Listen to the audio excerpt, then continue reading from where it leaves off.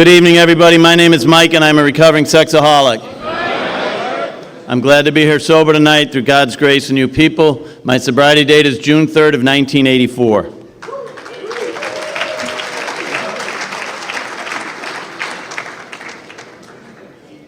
I want to start tonight by telling you that most weekdays I walk 3 miles, and when I walk, I pray a prayer from my religious tradition. It's sort of a meditative prayer, and I pray for the living.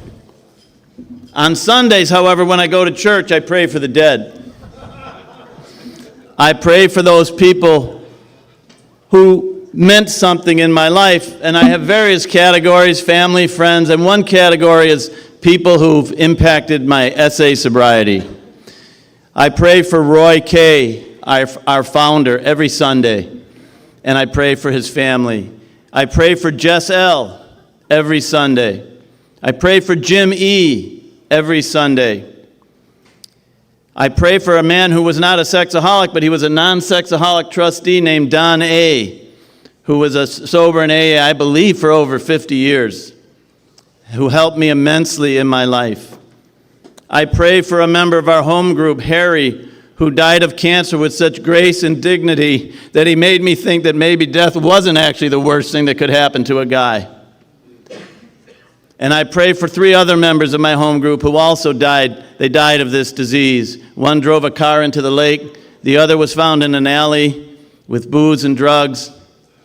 And the third guy also died in his home of this disease. So I'd like to just have a moment of silence for all of us to think of those people who we remember who impacted our SA program.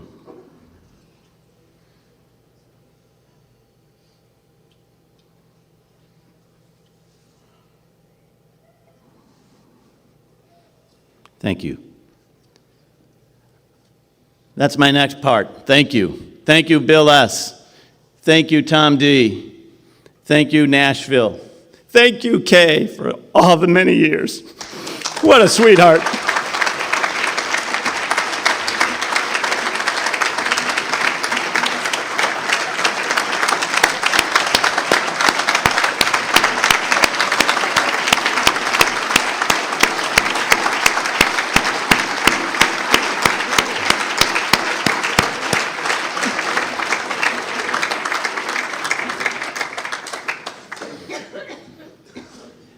Nashville feels like a second home to me. And for a Southside Irish Catholic Democrat from Chicago, that is saying something.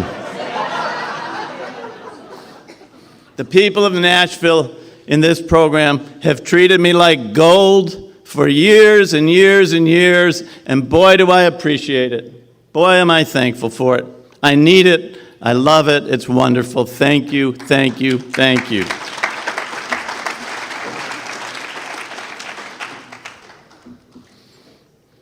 I don't know if Dave H. is here tonight, but he's been a friend for over 30 years.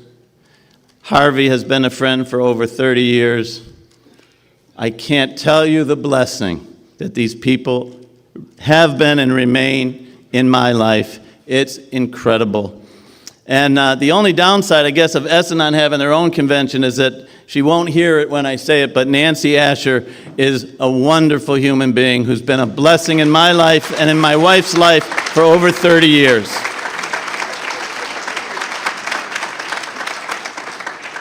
So thank you. Okay, what it was like, no, it starts with, how does it go? What it was like, help me out here. What happened and what it's like now. There we go. That's what I'm going to try to do. What was it like? Second oldest of 7 kids, born on the southwest side of Chicago, into an Irish Catholic family in an Irish Catholic neighborhood. Alcoholism everywhere I looked. Only one woman I knew in the world who didn't drink, and that was my father's mother. She's also the only Republican I ever met in the first 20 years of my life. She made an exception for JFK, but that was it. I never understood it. How could there be a person who didn't drink until I found out that my grandfather, who I never met, had dead drunk and grieving the loss of his son who died of polio at the age of 18, jumped off a bridge and killed himself. My grandmother hated alcohol, and I understood why. But anyway, the point is alcohol was everywhere. But there was another disease in my family and in my neighborhood and in my community and in my culture, and that was sexaholism. Unlike alcoholism, which you could see everywhere, though, nobody could see sexaholism. And when I tell you that Irish Catholics, and I'll have to check in with Denise and Brendan to see if it's as true in Ireland as it is for Irish Americans, but we never, ever talked about sex. It just wasn't done. My father, God rest him, had the courage to try to tell me the facts of life when I was in 7th grade, and some of you have heard this story, some of you heard it earlier today. When he started telling me he weighed 205, and when he was done he weighed 190. He sweat off 15 pounds. He was so nervous. And about a year later, Father George, the pastor, came in for the 8th grade talk, and he didn't quite lose 15, but he lost a good 7 or 8 pounds in the telling as well. Those were the only 2 conversations I ever had with an adult about sex. It was just sex. There was no such thing as sexuality. That was invented later. Everybody would say, if I would have used that word, my parents would have looked at me and said, "What the heck is that?" So, as a teen, I discovered pornography and masturbation. I'm not sure in what order, but one close upon the other, and I was immediately addicted. It's much better now, but when I tell this part of my story, I can still start to recall images of pornographic magazines that I have not seen for over 40 years. And as I do at this time, every talk, I right now, in the moment, surrender those to you and to God. My story's boring. Mostly sex with self, one affair, bookstores, adult movies, magazines. People say they couldn't stop. I stopped all the time. I was studying to be a priest, for God's sake. I was in the seminary. I could stop. I was the greatest stopper of all times. There were years in which I stopped over 200 times. I couldn't stay stopped. That was my problem. I couldn't stay stopped despite a desperate desire to stay stopped, because every time I didn't stay stopped, I felt like a piece of crap. The self-loathing, self-hatred, there's all these terms for lack of self-respect, low self-esteem. I don't know what it's called, but I had it.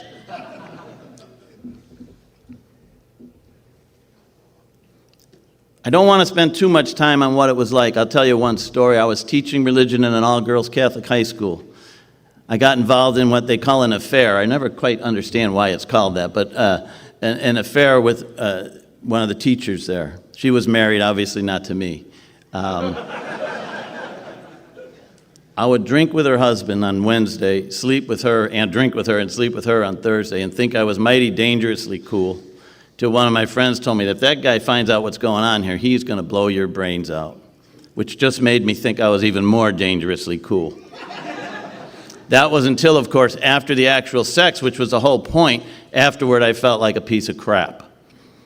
I tried to get away from this thing. And the last day of school, we had the picnic, which of course meant I was going to be drunk and stoned out of my brains. And she offered to drive me home. I hadn't been with her for, I think, 2 months. But of course I said yes. And on the way to the forest preserve, where we were going to have a conversation, she wanted to stop for coffee, which was rather strange. And so we stopped for coffee, and she asked me a question. It was really sincere. She said, "Do you still love me?" The answer was no. I wanted out of that school. I wasn't going back the next year. I was going back to the seminary to study to be a priest. That's where my escape, my geographical, was going to take me back to the seminary, where it would be a safer place to be. And I looked her in the eye and I thought, if I say no, she's driving me straight home. And if I say yes, I'm going to commit what we call in my religion a mortal sin. Grave matter, full knowledge of what you're doing, and full consent to the will. I had all three and I knew it, and I didn't care. I said yes. I lied through my teeth, and then we had a great time at the forest preserve. We were there about 45 seconds when the forest Forest Preserve Police pulled up and said, "Sir, would you like to go to jail with us or home with your girlfriend? Get out of my forest preserve now." Whatever, I had values. I had religious training. I believed all the stuff a good Catholic boy was supposed to believe, and I still do. But my ability to have my values match up with my behavior had gone to zero. It's called powerlessness, and I had it. And unmanageability was just looking in the mirror every morning. That may not seem like much to you, but if you got a conscience like I do, and ask Harvey if I have a full and well-developed conscience, if you got a conscience like I do, it's a disaster. That's what it was like. The rest of it, go listen to some old tape. What happened? My brother, my older brother, had founded SAA meetings in Chicago, had found about them, brought them to Chicago, was telling me about them, was telling me what he had been doing for months. And I was, being a good younger brother, patting him on the back saying, "Oh, sorry to hear you had that problem. Glad to hear you did something about it." And one day, I couldn't take the hypocrisy of I wasn't actively lying to him, but I was certainly withholding a little bit of pertinent information. And one day, I don't know why, I just said, "Me too." 2 words, "me too," and wept. And he said, "Let's go to a meeting." Now, my memory is we went right to a meeting that moment. For all I know, it was a week later. I can't remember anymore. But shortly thereafter, we went to a meeting, and I got involved in sexual recovery. And after about a year or two in this other S fellowship, which I have nothing but respect and gratitude for, but we decided we needed something more. And again, it was my brother who brought SA to Chicago. About a year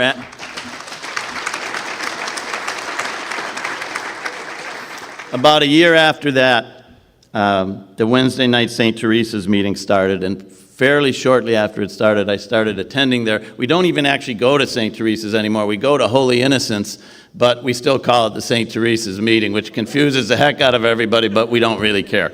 Okay. What happened was I got sexually sober. I stopped masturbating. I stopped going to adult bookstores. I stopped going to adult movies. I stopped cheating on people. When I told you the other story about the teacher, I didn't mention that whole time I was dating a young woman named Kathy, who is today my wife of 35 years.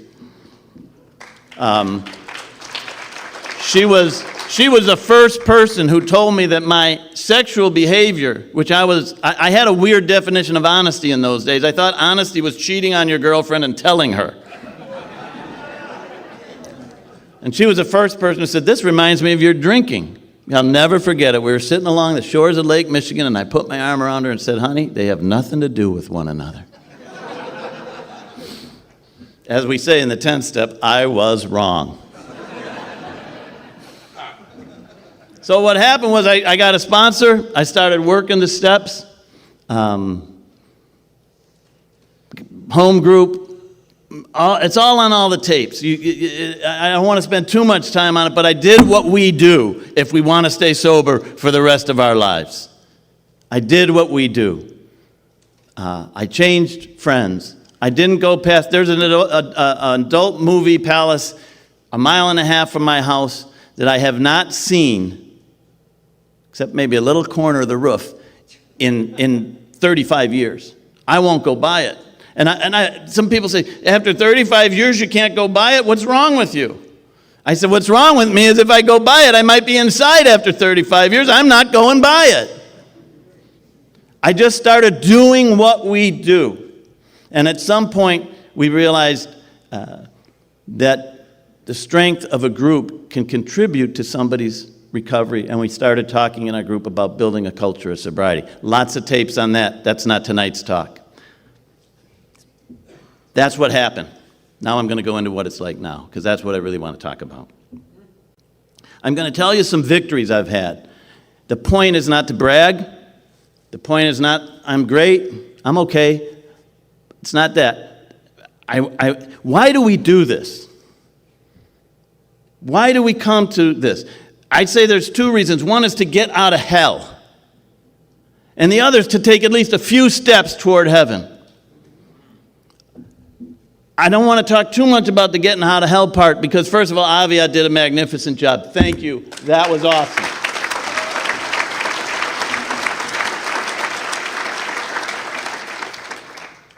You keep me sober tonight. There's no chance I'm acting out tonight. It's because of you. I want to talk about taking those steps to heaven. Happy, joyous, and free. Now let me say something about that. For some people, happy, joyous, and free becomes a guilt trip. It doesn't mean you never feel bad. It doesn't mean you don't grieve when somebody dies. It doesn't mean you don't have a bad day, and it doesn't mean you can't get depressed. You might even get mentally ill. Things still happen. But it means that you're living a life of integrity so that no matter what happens, you find miraculously, and I mean it's literally miraculously, the wherewithal to handle it somehow. Because you've got a God in your life, and you've got other people in your life who are trying to do the same darn thing.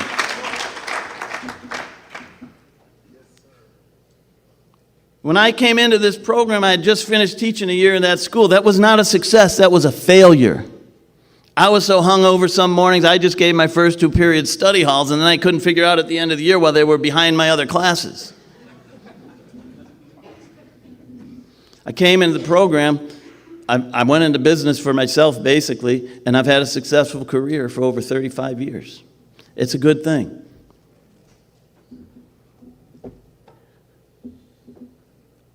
I'd all but given up playing sports.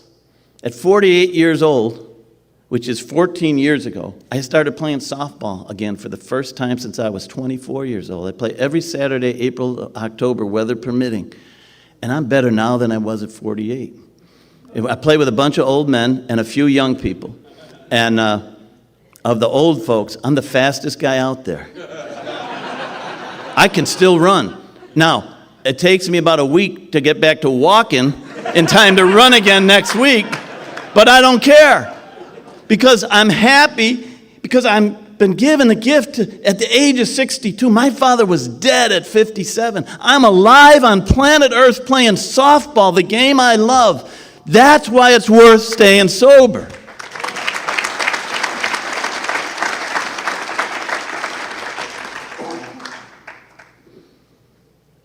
I was cheap all my life. I came by it honestly. My uncle used to pull into the gas station and get a quarter's worth of gas to just top it off. My father, when he found out my brother had brought home some dope, and he found dope, and the cops came and brought my brother home, and we were afraid for my brother's life. And we knew Mount Vesuvius was going to erupt. The question was, what would be the exact trigger? It was when he heard that it cost $30. He asked the cop, what did this cost? The cop said, probably about $30. Oh my God, I thought Terry is dead. He's gonna kill him. $30? Do you know how much a gallon of milk costs, officer? And then I'm thinking the cops might kill my dad. He's losing it.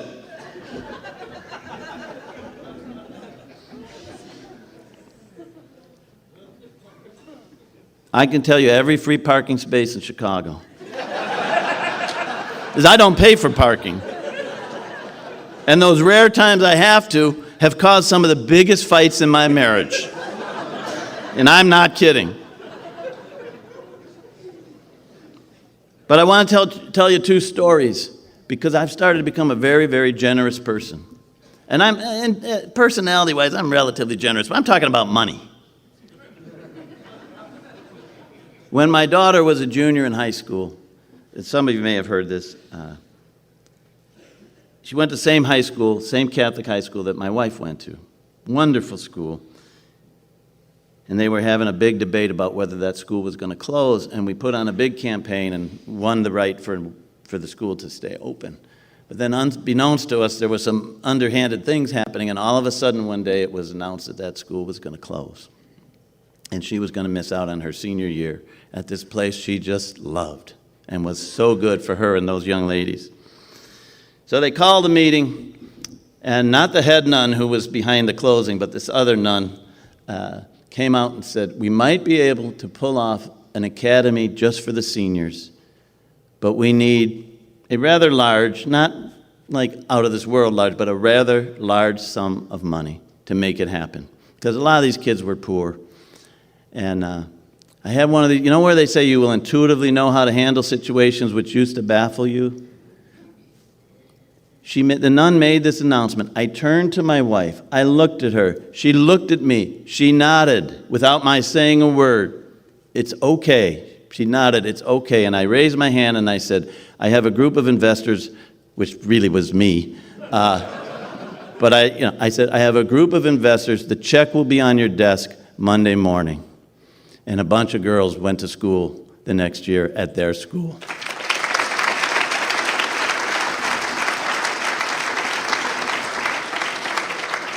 As you've probably heard, and you've probably gotten over the shock by now since it's a few years back, in 2016, the Chicago Cubs won the World Series.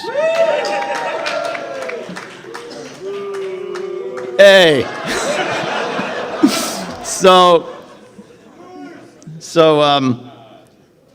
When they won, when they got into the World Series, I had this overwhelming desire to take my nephew, my brother Terry's son, to a World Series game. However, the scalping prices were high. They were in the thousands for one ticket.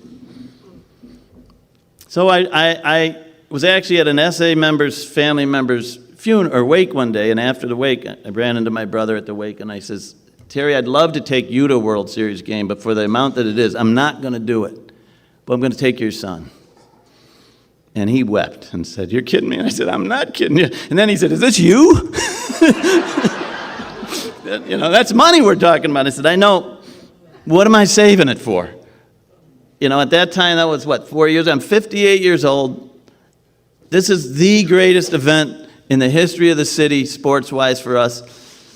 And then I started thinking about my other nephews. And then I started thinking about my wife's nephew.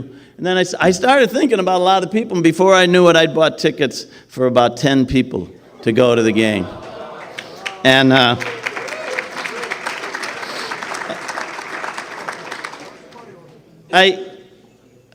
when the game was over, it was game 5, and we were down 3-1. It was the last home game. So had they lost, man, this would be a different story I'd be telling you. Bill would be wiping me up off the floor by now. But my youngest brother, Paul, said something that I'll never forget. He walked by me and he said, hey, Mike, that was awful sweet of you. Then he looked back at me and he said, awful sweet of you. And off he went. And I thought, I'd have spent 10 times as much money just to hear that from my younger brother, to know that I did something that made a bunch of people happy, to know that I got out of myself and my financial insecurity and all the baggage, Harvey talks about the DNA from our families and our cultures, that I was able to somehow step out of my rules for living, which do not include spending lots of money on girls' high schools or World Series tickets, except for me, that's okay. I was able to do something else.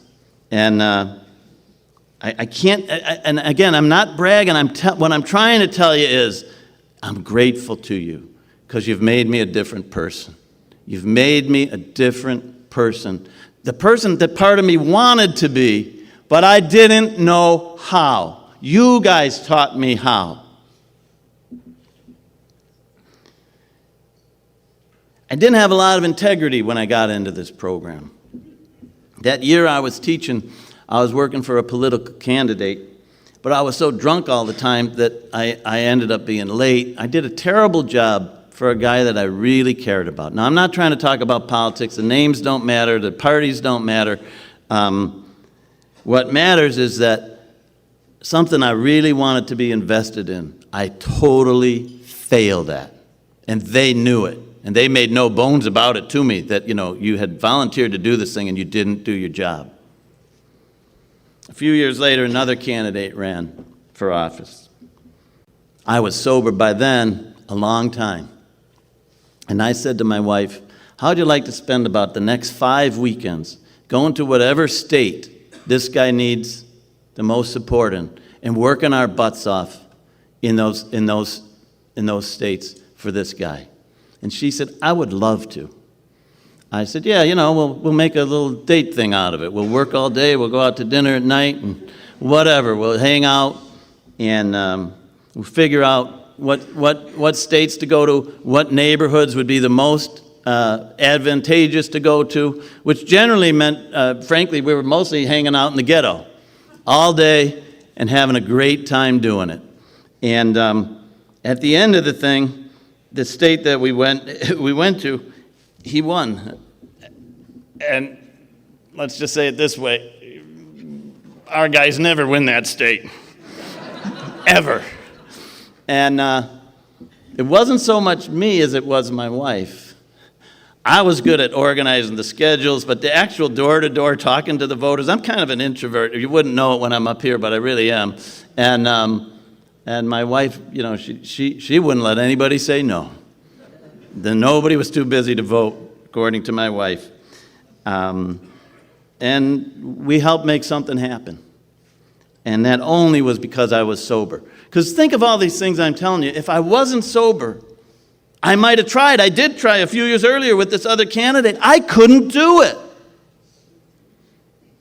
I'd have never spent a dime on anybody but myself if I wasn't sober.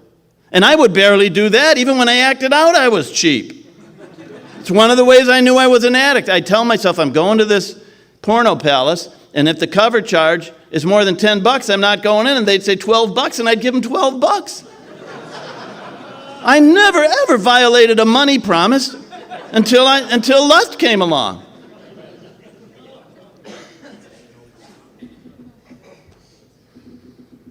That same year, when I was drinking and lusting like crazy, my Irish history professor from college called me, and he thought he might have an opportunity for me to get a master's degree at Trinity College in Ireland, in Irish history.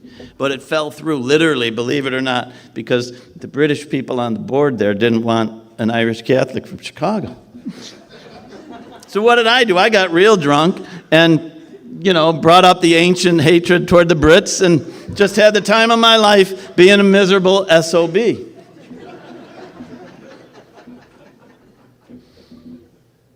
"20 years later, I called that same professor up and said, I don't know why, because I got a job and I don't need a job.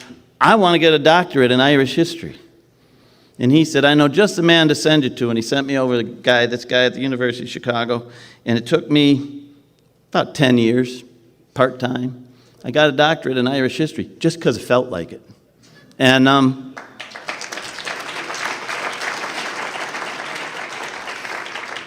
ended up writing, teaching, the whole thing, part-time. Never would have happened except that I was sexually sober.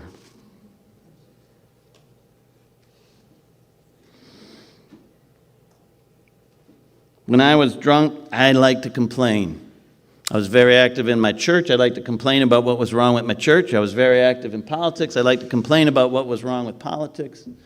I didn't like to really do a lot about any of it. I loved to talk about it. About 5 years ago, more than that now, about probably 8 years ago, a real good friend of ours who was a priest died.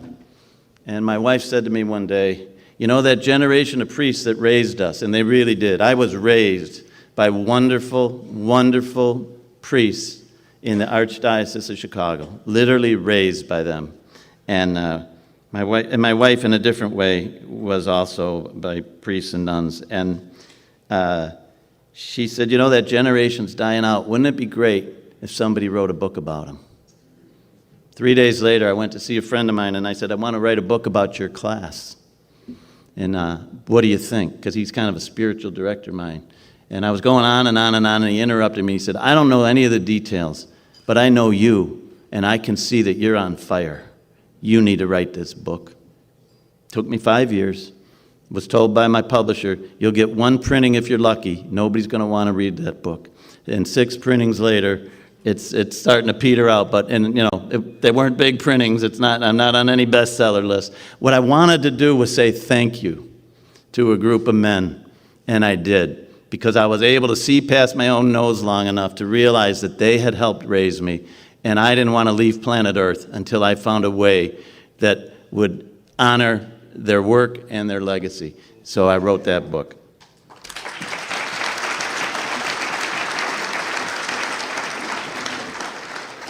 When I was acting out, when I was drinking, when I was a mess, there's one thing I could not handle. My mother was a nurse.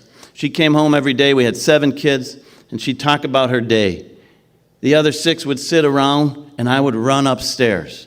There's certain things you can't talk to me about. Body parts, blood, illness, mortality. I don't do those. No. When I got sober, that changed a little bit. I'm still not real comfortable with it, but on May 1st, 2010, my cousin Pat, who's almost like a brother to me, he's the same age as my youngest brother Paul, he had suffered a massive heart attack. I believe at the time he was, 45 years old. And they saved him, but massive brain damage. And he spent the next 7 years in an assisted living facility. And it was subtle, but he gradually got a little worse. At first, you'd sometimes be able to kind of connect with him, and by the end, he was still in there. You know, you could play certain music and he'd come to life. Once in a while he'd talk to you, but most of the time he wouldn't. I said to my wife when it happened, I said, I am going to go see this guy twice a month till the day he drops dead, or I do. I don't know why I came up with twice a month. I just did. And that's what I did. And most of the time, the saint that I married named Kathy came with me. And she had to deal with a lot. She had to deal with my anxiety going, because every time I went, I had to gear myself up. When I was there, it was fine. It was some of the most spiritual time I had. Because, you know, I'm always wanting to accomplish something. I'm always wanting to do something. And when I was there was nothing to do except be. And I'm not much of a beer. I'm a doer. I think Bill might relate to that a little bit. I'm a doer. And I just had to be. But then as soon as I get in the car, I'd either be angry or I'd be weeping. And my wife just had to pick up the pieces, meaning me, and she had to drive home. I don't think I ever drove home. I would drive there, but there was no way I was driving home. I'd have killed somebody. But I went because we're taught to visit the sick. I always wanted to visit the sick, but I was too scared to visit the sick, or too drunk, or both. But now I could visit the sick. And when he died, my cousin Maureen came up to me at the wake and said, "We want you to deliver the eulogy for Pat." And that was the greatest honor of my entire life, because he was nothing but a life force. He was a life force, and that was the great honor in my life. After he died, though, I was kind of at loose ends, because I didn't have anybody to visit. But then I started visiting my friend Bill. Bill is 88 years old. Bill sold me my first scorecard at Wrigley Field when I was probably 8 years old. He's a cantankerous, grouchy guy. If you go buy a scorecard from Bill and you didn't have exact change and he had to break a 20, he'd be like, "Rah!" And he fascinated me from the time I was a kid. I didn't know his name. I just bought scorecards from him. He was one of the scorecard guys. And sometimes I wouldn't go to Bill, because if I had a 20, I thought, I don't want to get Bill all mad. I'd go to another scorecard guy. But when my son was in high school, so that's back when? That's back in the early 2000s. They had some high school dinner event downtown, and Bill wanders in off the street. And Bill wasn't homeless, but he wasn't that far from it. You don't make a lot of money selling scorecards. And he came in, and I said, "Bill, you're my scorecard guy." And we struck up a friendship. And just kept buying scorecards from Bill, and chatting with Bill. And next thing I knew, one day I found out Bill was in a nursing home. It was 2 years ago, I think. There was no bill for the scorecard. So I asked some of the other scorecard guys, "Where's Bill?" "He's in a nursing home." For the next 2.5 years, at least once every 2 weeks, if not once a week, Kathy and I, we go see Bill now. We hang out with Bill. He tells the same stories every single time we go. They're great stories. The guy led a great life. He worked in circuses. He's been selling peanuts and popcorn all over America. He's hitchhiked everywhere. But what he says that's most poignant frequently is he says, you know, Mike, I've led a lonely life. I've led a lonely life. And so we go visit him. And honest to God, it makes me happier than almost anything I've ever done in my life, and I can't tell you why. I have no idea, but it just does. I had an experience with Bill. He's in a wheelchair most of the time. He can walk, but not very far. And he was back in his apartment for a while, but now he's back in the nursing home. But when he was in his apartment, we came over one day, and me and Kathy and this other friend of his, and he said, take me to Dunkin' Donuts. So we took him over to Dunkin' Donuts, and on the way there, he had to stop. I forget why, but he had to stop, and we stopped in the middle of a driveway. And he looks at me with a big smile, and he says, you know, you're standing in front of me. If a car pulls in here, it's going to kill you and not me. He thought that was really funny. So I said, thanks for sharing that, Bill. Let's get on to Dunkin' Donuts. And we get in there, and there's no reason for me to tell you this story other than I thought of it, by the way. But we get in there, and Bill wants to buy himself. He doesn't, you know, you got to be careful with Bill. You got to help him, but if you help him too much, he barks at you.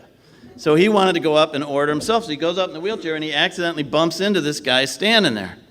And the guy says, excuse me, you bumped into me. And Bill doesn't say anything. And then the guy turns around to me and says, can't you take care of your father? And I had a lot of things going through my mind that I could respond. Most of them involved words that had a lot of F's in them.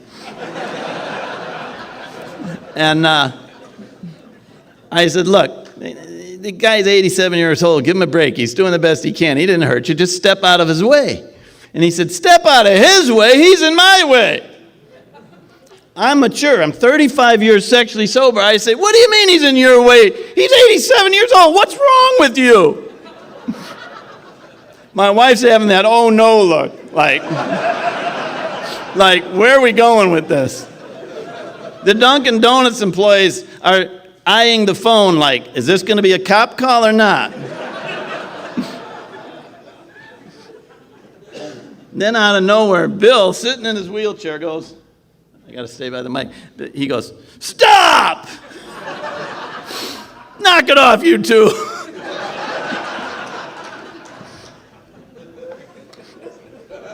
Kathy and drive over there. We call it Life with Bill. Wonder what Life with Bill's going to be like. We play bingo with all the people in the nursing home, and Bill tells us how he never wins.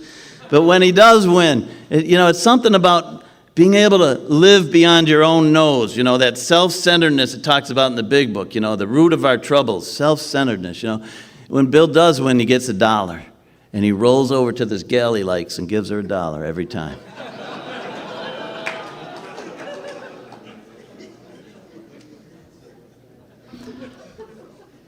Those are some of the benefits of being sober.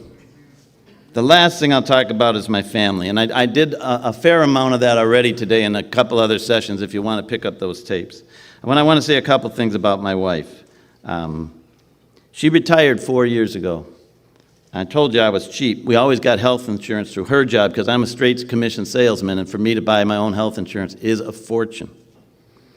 She came to me 4 years ago. She said, I want to retire. And I'm a spiritual guy, so the spiritual side of me is thinking, fine with me. The not-so-spiritual guy is thinking, oh, my God, I'm going to have to pay for health insurance.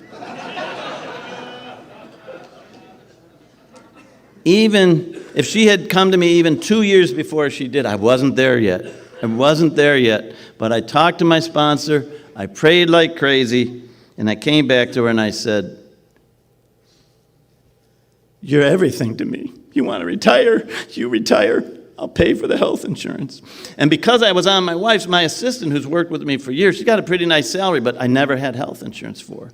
So it turned out to be a blessing in disguise because when I looked into it, I figured out I could not only pay for our health insurance, I could pay for most of hers.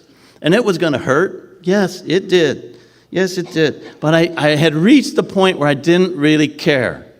I did, but I didn't care enough that I didn't do it. Let's put it that way. Because about 15 years ago, I had started praying this prayer that I mentioned earlier today that John the Baptist said about Jesus. He said, "He must increase, I must decrease." And that's been my mantra with my wife for the last 15 years. I'm bad at it. I want to be clear about that. I'm bad at it. It does not come naturally. Harvey and I were talking at dinner before the talks, and I was saying to him, every time my wife says, "Honey, I have a question," inside I tighten up. Like, oh my God, what does she want? Harvey couldn't relate at all. Actually, he did a little bit. But anyway. But anyways,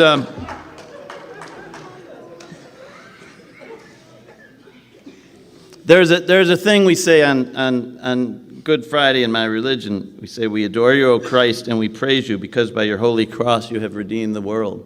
And I hope people won't find this sacrilegious, because I find it very religious. But I say to my wife on a regular basis, and I'm going to have to read this so I don't screw it up, "I adore you, O Kate, and I praise you, because by your holy face you have redeemed my world." I tell her that at least once a month. And when that doesn't work, because I've really screwed things up, I literally crawl on my knees and kiss her feet and say, "Forgive me!"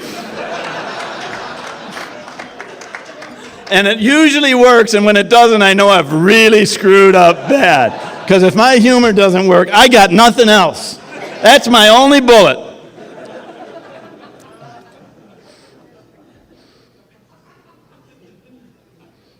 Last thing I want to talk about my relationship with my 24-year-old daughter, Mary Kate. Talked about my relationship with my 31-year-old son earlier today. So again, if you want to catch that side of it, it's out there with Lee. But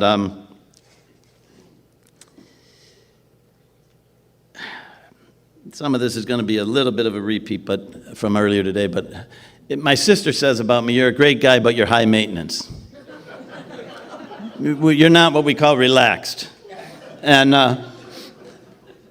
I've really only had one low-maintenance relationship in my entire life, and that's my relationship with my daughter. I don't know why it's been easy. I don't deserve it to have been easy, but it's been easy. It has had very few tough moments.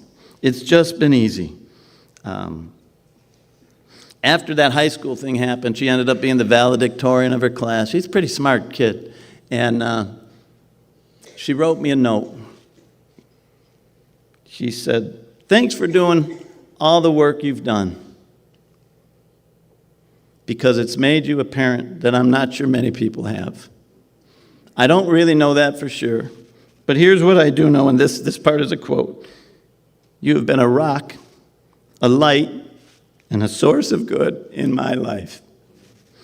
And that was just a beautiful thing. We were talking at a Chinese restaurant recently, and we got on my parents, and she knows that I had a tough history growing up, but she didn't know too much. And I found myself telling her the story of the time I came home had borrowed my parents' car. I was new in recovery.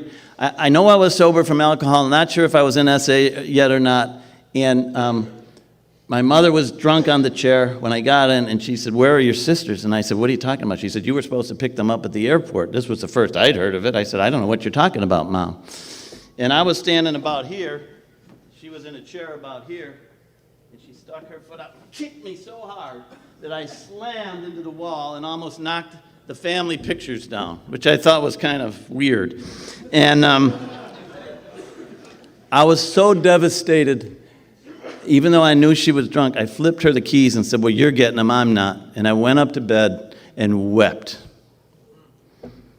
And for some reason, I found myself telling my daughter that story, and then I felt, oh my God, I shouldn't be talking about her grandmother like that. Now, my mom's been dead for years, but still, and I said, "Maybe I shouldn't have told you that." And she said, "No, Dad, I'm really glad you told me that.